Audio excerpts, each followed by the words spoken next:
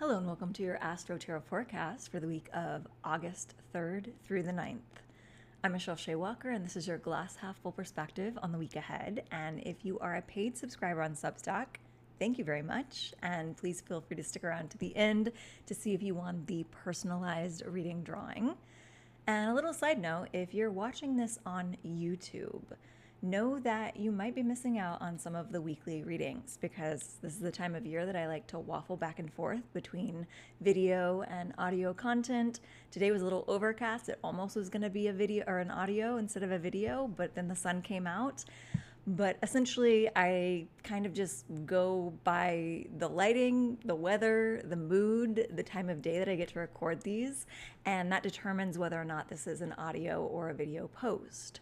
So only the video posts get uploaded onto YouTube, but know that the podcast happens every single week.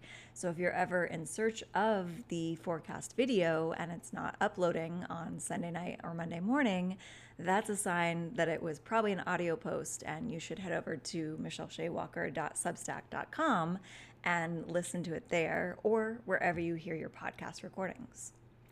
With that out of the way, we're going to dive into this first full week of August. We are getting ready mid-month to head into eclipse season, so the energy can start to get a little funky. This feels a little like the calm before the storm this week. So if your life is not feeling like the calm before the storm, you might want to carve out some space to regulate your nervous system and to calm things down. I know I feel like a broken record saying this, but I cannot praise the effects of staying off of social media and not consuming too much content to regulate the nervous system and tap back into your intuition. So even if you think that that is how you unwind, I invite you at least one day a week to see what happens if you don't immediately reach for a screen to decompress. You can meditate, you can go for a walk, you can read a book, you can journal, but there's definitely a need to separate yourself from overstimulation as we move towards the eclipses that are happening this month. So with that in mind, we'll move into our day by day card and astrology reading. I'm going to give you a fair warning. This week I got called to not mention every single movement in the astrology that's happening. So we're going to focus on the highlights. And if you want to dive deep into the more minor aspects that are occurring, I like the resource Astro to look those up. But I just got the feeling that we need to focus more on either the messages of the cards or the major movements of the planets that are happening. But on Monday, we do have one of the more major movements occurring, which is Chiron is going retrograde. So Chiron, not technically a planet, an asteroid, but for sake of brevity with the verbal, I might call it a planet. It is our wounded healer energy. So while Chiron does often indicate that we're examining some pain points in our life, some things that feel a little tender, it also is kind of our secret weapon, because if you think of the greatest philosophical and spiritual teachers of the world, they're usually teaching from some sort of wounded experience, something that they've healed from, that they then can share their knowledge and the insights that they receive from that healing with the world. So that is what we're examining in our lives as Chiron goes retrograde. So anytime any planet, or in this case, asteroid, goes retrograde, it's an invitation to really kind of go over that energy in our life with a more fine-tooth comb and see if there's something we've been neglecting or missing, or a superpower that we didn't realize that we had because we were just kind of going about business as usual. So with Chiron going retrograde, and it'll be retrograde for a while, I don't have the exact date in front of me, but just know that this isn't just a this week thing.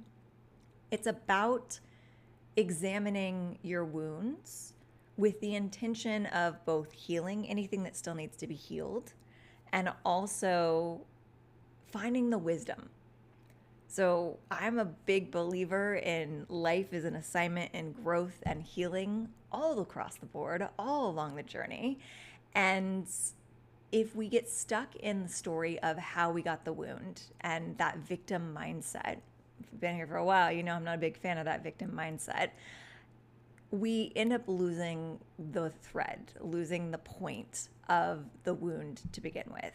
We go through hard experiences and we go through things to be able to examine what needs to be healed, either from the experience or from our habitual patterns that came before that got us into the situation that got us wounded. So when Chiron is going retrograde, we're being called to make sure we haven't missed something in the healing process, or to examine the lessons that we had from that healing. So this is kind of like,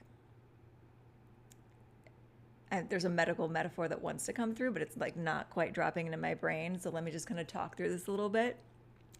Let's say that this is putting a Band-Aid and maybe a salve on a cut or a wound. And when Chiron is going retrograde, we kind of just put that Band-Aid on that wound with whatever salve we want and assume that it's doing the work underneath there, but we haven't really examined it. We haven't taken a look at the progress that we've made. And so Chiron going retrograde is inviting us to take the wounds that we've slapped a Band-Aid on and forgot about and peel that Band-Aid off and see both the progress of the healing and what we can learn from that examination. So where is it that you've kind of just powered through a situation where you felt wounded and just pushed through the next thing and put on a brave face or a smile and didn't really examine what was going on, just tried to get through it as quickly as possible? And we're being invited to make sure that that wound is actually healing properly and kind of think about how we got the wound and the circumstances that led us to that point, and if there's anything in our patterns that we need to heal to prevent ourselves from being hurt in the long run. This also is coming forward randomly with sort of a examination of the physical body. I'm doing a lot of ruminating and writing currently for a project on the physical body and how we can kind of listen to it and heal it and figure out what it's trying to tell us. And one of the things that I've been really focusing in on is the habitual muscle alignments or joint alignments or things that our body has learned over time to move about the world that might have been learned improperly. So for a personal example, I was born premature and my feet formed with kind of like a turnout. And for a lot of my yoga life especially, I've been trying to correct that turnout because it does affect my practice. And my right foot has corrected pretty well, but the left foot is just really stubborn and it's trying to release a lot of old patterns. And the more I work with the muscles that need to be relaxed and the muscles that need to be strengthened in order to find the proper alignment for that foot, the more emotions start to come up. And I realize that it's really coming from this place that's almost childlike, almost infant-like. Because at some point during my life development and the muscle development in my body, I was learning to walk with a turned out foot. And so muscles that should have been engaging weren't engaging, and my body compensated by engaging muscles like my low back instead of my glutes to help me be able to function in the world based on that quote unquote like disability. It's not a disability, but like that hindrance to my movement.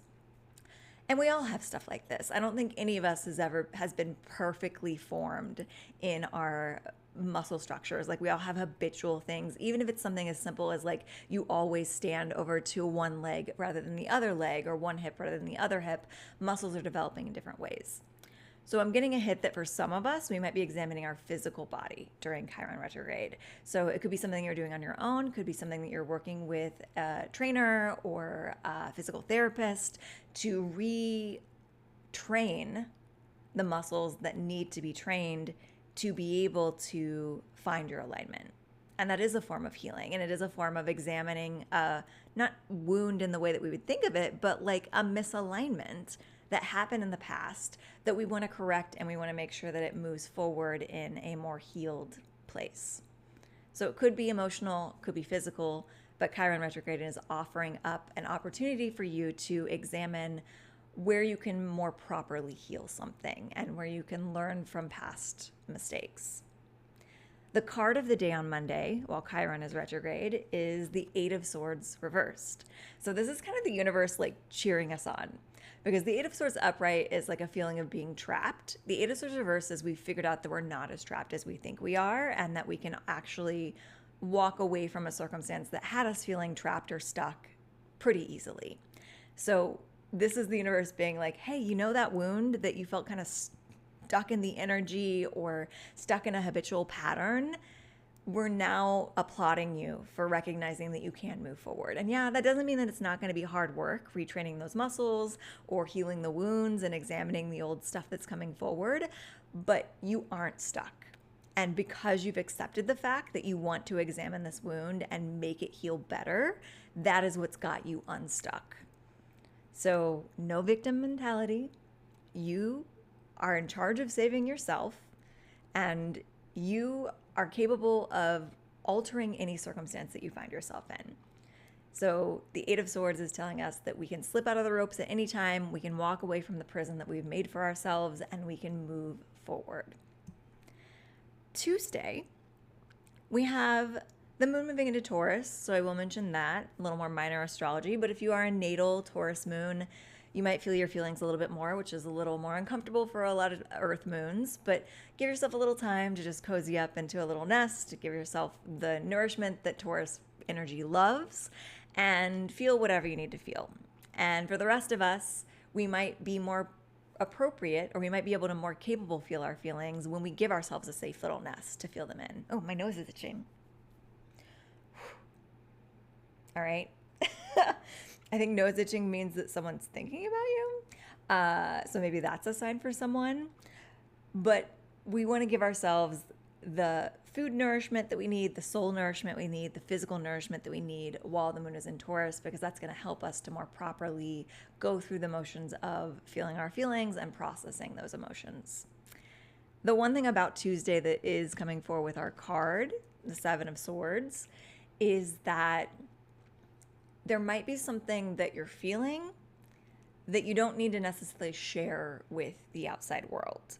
Seven of Swords is a card of secrets. It can be a card that indicates that someone around you is being deceptive or secretive, but the energy I'm reading off of this for most of us is that we are actually being called to keep a secret. Like in this case, the secret is kind of like a healthy thing for now.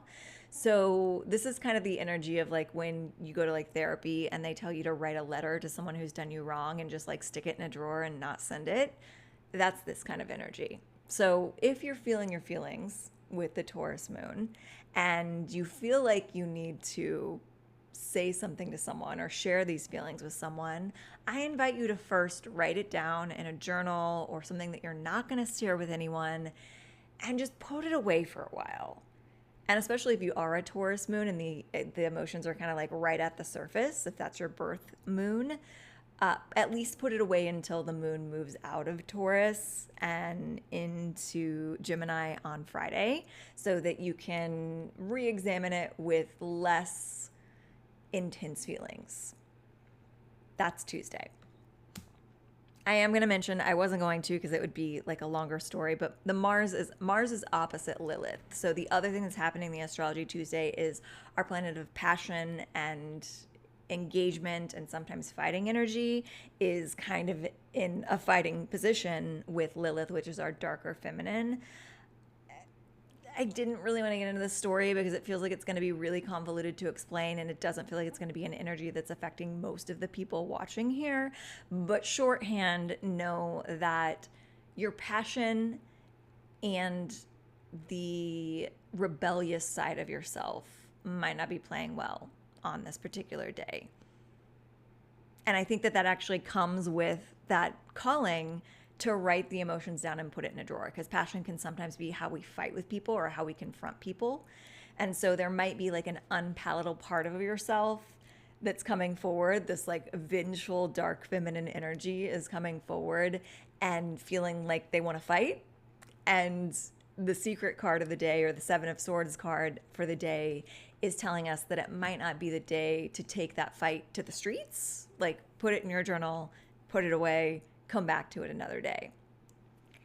Wednesday, quiet astrology. Not just because I'm not talking about it, actually quiet astrology, not a lot going on. The card is the Nine of Pentacles. So we are actually in a really good place in our security on Wednesday, whether that be financial security, whether it be feeling cozy in your home and secure in your home life or secure in your family life and your relationships. It's just a sense of being in a feathered nest, which feels appropriate because the moon is still in Taurus. And again, Taurus really likes a well-feathered nest, cozy home, good friends, good food. So while we may not have gotten to enjoy that energy on Tuesday, because there was some emotions coming up too, Wednesday's your day to really enjoy that sort of like, let's hunker down and have some good snacks and have some good conversation and be somewhere that makes us feel safe. And if you're not doing that like as an activity, in your mind, make sure that you're being grateful for those things in your life that make you feel safe. The Nine of Pentacles is not the end of the journey. There is a 10 card where we get even more of that sense of security and stability, especially in regards to our finances. But the Nine of Pentacles is not too shabby. And actually, you might find that you aren't spending as much time with your social circle in regards to this energy, because the Nine of Pentacles does tend to be sort of like the independent single person card, whether that be single person and that you're not in a relationship and you've got established enough security for yourself, which bravo, that's no small feat.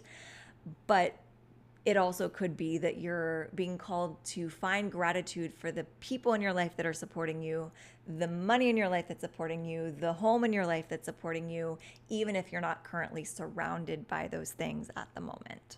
So you can be grateful for something that's not right in front of you is part of the message that's coming forward here, but there's definitely plenty to be grateful for.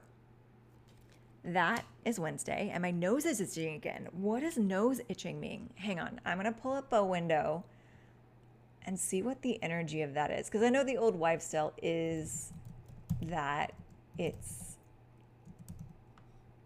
someone's thinking of you, I think.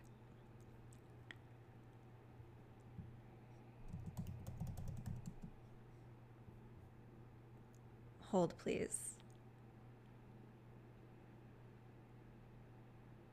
Okay, there's a lot of stuff that doesn't resonate that's coming from. Someone plans to visit you soon.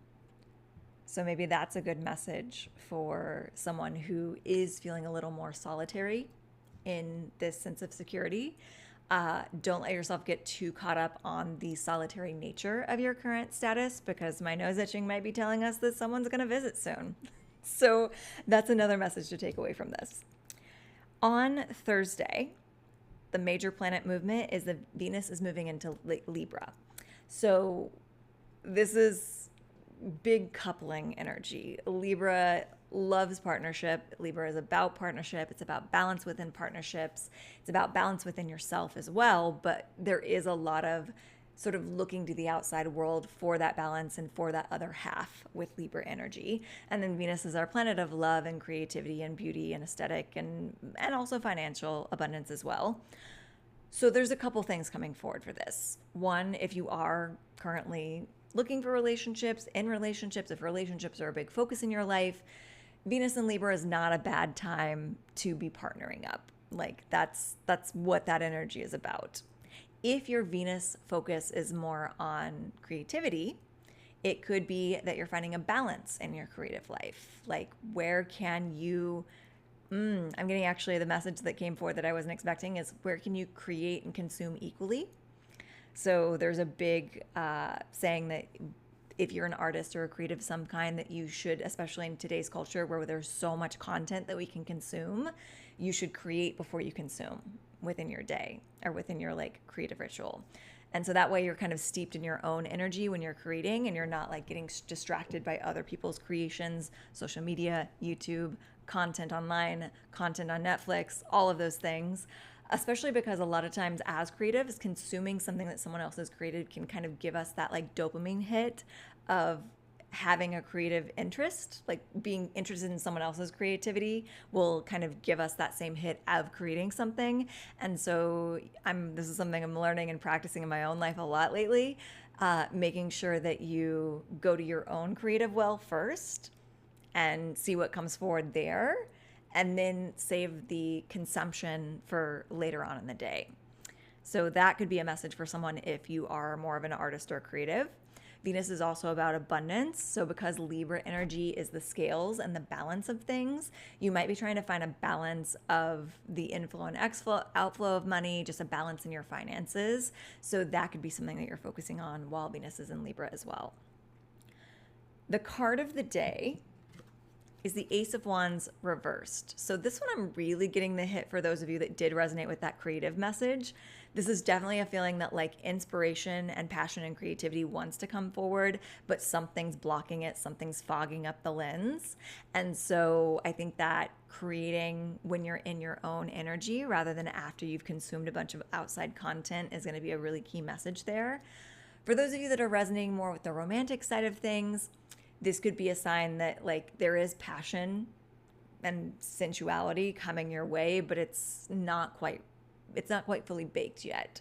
So just because Venus just moved into Libra and that's good for partnerships doesn't mean that you're going to get a partnership on the day that Venus moves into Libra. So be patient, know that it's coming. And the more that you can find passion in your day-to-day existence without that partner present, the more you're going to have cultivated that energy to call in a really passionate connection. That is Thursday. Friday, also quieter astrology. Card of the day, Three of Wands. So we are being in charge of our own manifestations on Friday. The astrology is not trying to, nope, I lied. I forgot. I had put something on the wrong day. Friday, one thing that is happening, Moon is moving into Gemini. I put it on Saturday and then put an arrow over and I just noticed my arrow. So there is astrology happening on Friday, Moon moving into Gemini. If you're a natal Gemini moon, feel your feelings rather than thinking your feelings. For the rest of us, communicating feelings can be big when Gemini is at play with the moon energy. So you might actually be taking that letter out of the drawer and deciding if you want to send it or say something to someone. However, we're really focusing on our own goals on Friday. So like maybe we take the letter out of the drawer and we realize that we're over it and we don't need to look at that because we're like in our own zone.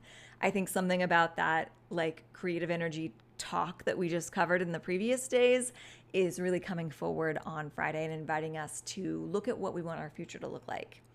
If we are creating this new routine for ourselves, whether it be a routine of cultivating passion to call in a passionate relationship, having creative energy that we expend our own creative energy before we consume someone else's, or even creating a financial abundance for ourselves. Like, what do we want that to look like?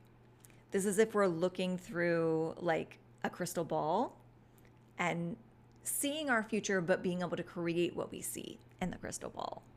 So if I were to give you a customizable crystal ball on Friday, what vision would you want to see for your future in that crystal ball?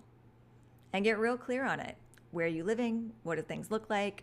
What are you wearing? How do you feel? Who's around you? All of the details. Fill them all in, and that's your order form to the universe so that they know what to send you.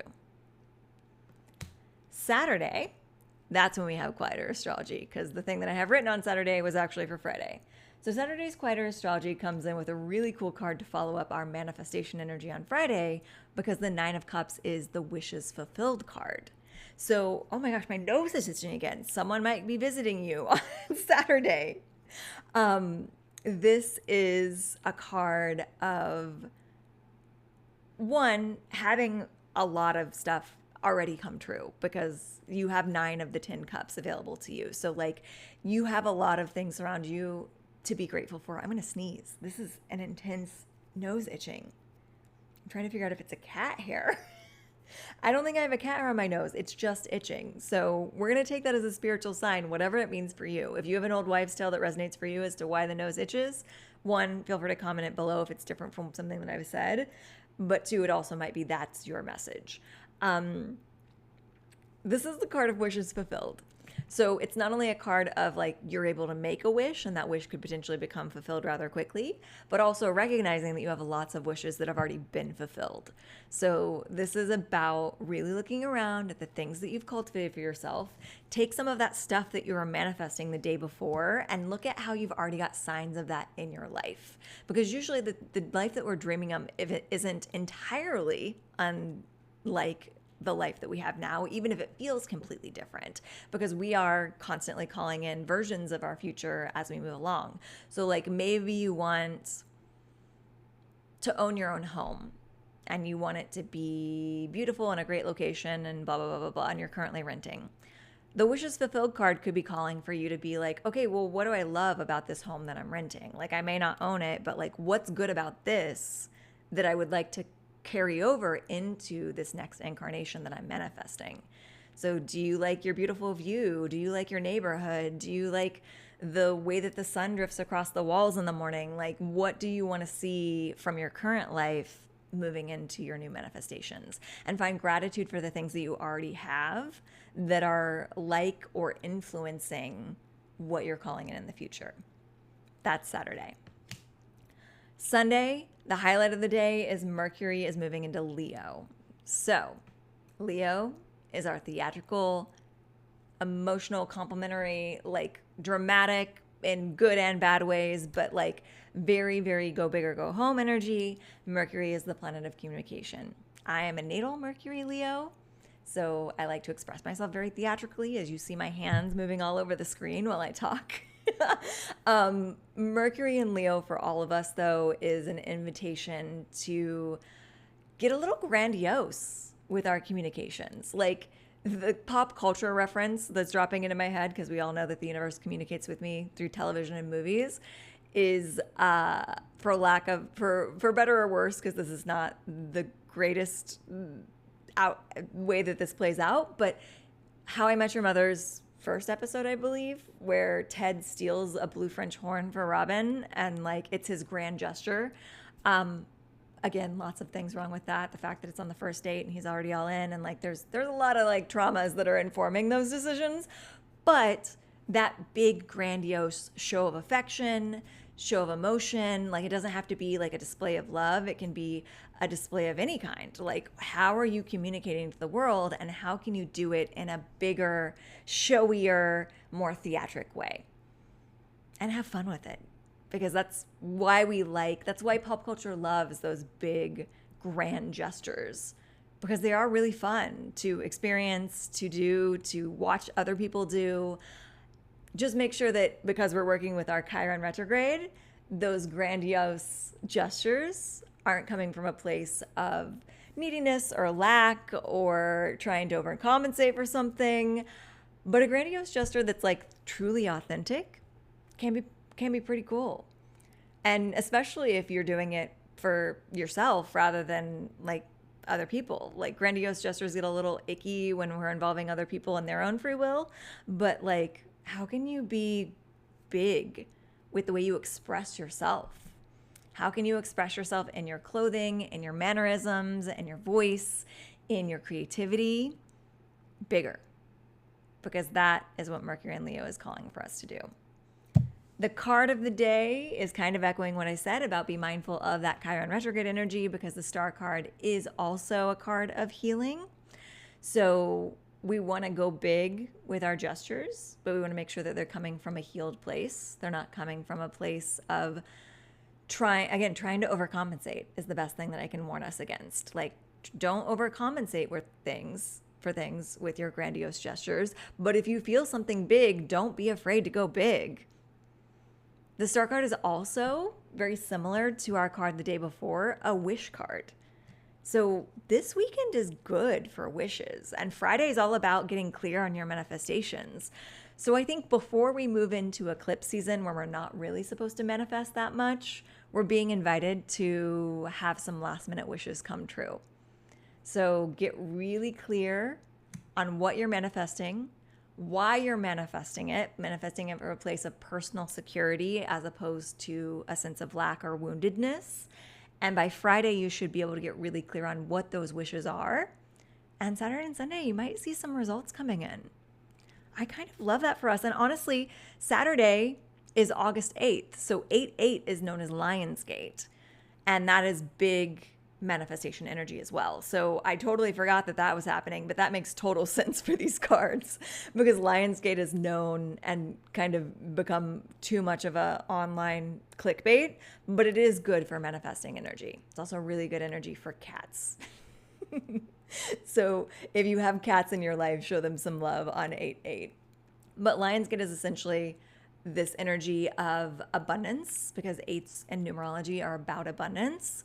And we're just inviting in more abundance. And that doesn't have to be financial abundance. It could be abundance in whatever you want more of in your life, because abundance is just lots of something. So what do you want to call in more of? What do you want to go big with this Leo-based energy? And how can you clarify those wishes so that on Saturday, 8/8 Lionsgate, and also into the rest of the weekend, your wishes are primed and ready, and you've placed your order and you've filled out all the boxes and you've checked all the options, and the universe knows what to send you. I kind of love this for us, and I kind of love this for my own goals in my life this week as well. So that is our week. If you're new here, this is the point that I offer a personal reading for free. Well, for almost free. It's for my paid subscribers, which is only $5 a month on Substack. So if you're interested in that, you can even save more money if you decide to do the annual subscription. But I'm essentially going to pull a name out of this little tin that I shake up. These are all my paid subscribers, and whatever name I pull is the name that gets to have a free reading. My nose is still itching. So I think whoever I'm going to pull the name of, you in particular might be the person that's going to have a visitor come to visit you this week. And because of all the manifestation energy at play, it might be big. Like the visitor has some sort of gift or message, or maybe they are the gift of something that you're manifesting. That's a message that I have for you before I even pulled the name. That being said, even though I'm pulling an individual's name here, we all are part of a collective. So if you feel called to stay and watch the rest of this reading, that's a sign that your intuition is telling you that this person's going to have some sort of message that's going to resonate for you. It might be the whole message. It might just be part of the message. Keep your ears open, keep your heart open, take what resonates, leave what doesn't. With that in mind, I'm going to thank all of my paid subscribers, because I appreciate everyone, even if your name doesn't come out of this 10. So thank you, Caitlin, Amanda, Paula, Jane, Tracy, Katie. I'm going out of order. Sonia, Holly. I think I got everyone. I don't go in a particular order, but there is an order that I tend to kind of group people in, and that was completely like intermingled. So I hope I hit everyone up. Caitlin, your name has been pulled from the 10 because I believe, if I remember correctly, you won last week's reading. So the rule is you can't win 2 weeks in a row, but your name will go back in. And we're going to shake things up. I'm going to close my eyes. I'm going to pull a name. Amanda. I feel like it's been a while since you won a reading. So Amanda, this is your personal reading drawing. Hope you're still having a wonderful vacation in London. I'm so jealous. And we're going to pull a card. I'm going to pull more than one card. Am I getting called to do a different kind of reading? No, not yet. Okay. We are going to do past, present, future. I recently started doing some other 3-card readings for myself that are different than just past, present, future. But I'm feeling called that past, present, future is going to be what resonates most for you. So let's shuffle the deck. 1 card falling out already for your past. Don't know what it is because it fell out upside down, or like, turned over. Oh, that's too many. I just need one. I just need one. You kind of want to come out. Okay. Present was a little more stubborn. Past really wanted to say something. Future really wanted to say something. Okay, so Amanda, all upright, so that's a good sign. Recent past, we have the Strength card. So you, speaking of these great manifestations, and also speaking of lion cat energy, have cultivated in the recent past some really good alignment with your own inner strength and the strength of your own ability to call in what you want from the universe. I think cat energy is also helping with that. So if you want to get your cats involved in your manifestation rituals, maybe have them do a little sniff on a little paper that you've written wishes on, like whatever you want to do, have them bless your wishes for Lionsgate is what I'm getting from this. But you've already cultivated a really great manifestation practice. So don't feel like you need to like reinvent the wheel as we move towards Lionsgate. This is very much about like standing in your own power, accepting that you've learned the lessons that you need to learn, and you don't have to like go looking for outside resources quite as much anymore. And that, again, your feline friends are very important in the magic that you're making in your life. The present card is the 7 of Wands. So we might be moving into an era of a bit of a competition Actually, that's not traditionally the meaning of this card. So that's coming forward as like sort of a separate thing because normally it's the Five of Wands is competition.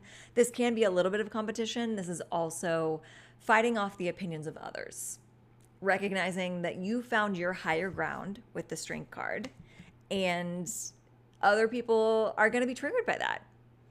And so it might be people in your social circle. It might be people at work. It might be people in the online stratosphere that see your power and your strength that you've cultivated and they want to tear it down. And they may not be doing it on purpose. They may not even realize that they're doing it. There's some sort of unconscious wound within them as Chiron's going retrograde and they're being triggered by their own wounds that makes them want to tear down your strength.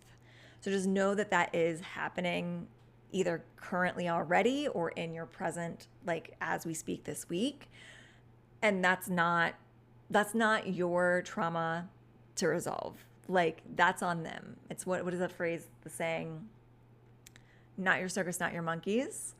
But also like, that's not your problem to solve. Like that sounds like a you problem is the phrase that I'm getting for this. Like I want that to be your mantra as people like kind of come out of the woodwork and try and kind of like rain on your parade or give you their opinions or whatever. Like that sounds like a them problem is your mantra for the week and for the present moment. Because if you can rely on your strength, not let others tear you down or rain on your parade, the future card is coming in with the 10 of Cups. So you had the 9 of Cups for Lionsgate. 10 of Cups is one step further. You've surrounded yourself with the appropriate community. You have all the creative tools at your disposal. You are happy. You are healthy. You are in your flow. Everything is coming up roses. And I think this is a great way to play through the storyline. Like, yeah, the present moment kind of is sucky sometimes because it sucks to have people trying to tear you down, whether they mean to or not. But if you can hold your ground and recognize that that's a them problem, not a you problem, rainbows and sunshine await you.